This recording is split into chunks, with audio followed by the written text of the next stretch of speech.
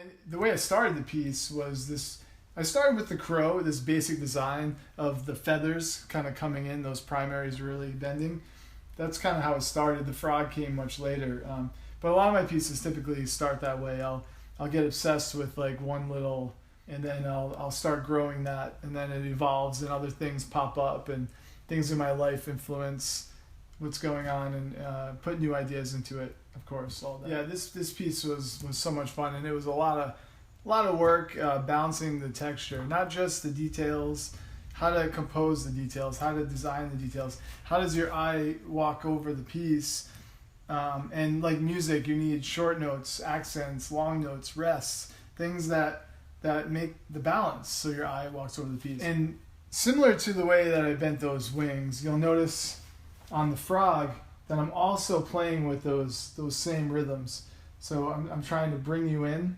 So there's a mirroring of the legs, and then of course his hand curling up onto that box to kind of bring your eye into that box. It's a mystery box. And the patina actually came out greener than I anticipated, but I just loved it. I think it works really well.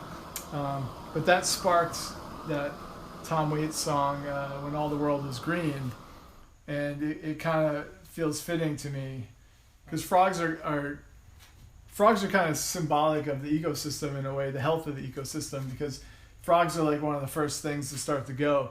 So when lots of frogs are dying, then we're in trouble, which is happening. And then there's a man-made element to tie it all together. I the way I modeled the face, I kept it open because I didn't make him mean or angry or happy. So it leaves it open, and so the viewer can now bring their interpretation to it, because some people tell me he's about to eat the frog, and then other people tell me he's protecting the frog, and then or maybe they're just dancing. So and I really wish you could see the piece in person, because the texture, it just looks so good in person. The patina came out great. Unfortunately, with sculpture, you're only getting a small percentage of the experience when you only do it on your phone or on 2D in general. I have a few pictures from throughout the process. Here is almost finished clay. These are some pictures from the mold making. Here he is being wrestled out of the mold very brutishly. The bronze process is very complicated and has a lot of steps. From the finished wax, it has to be cast in pieces in order to keep it hollow.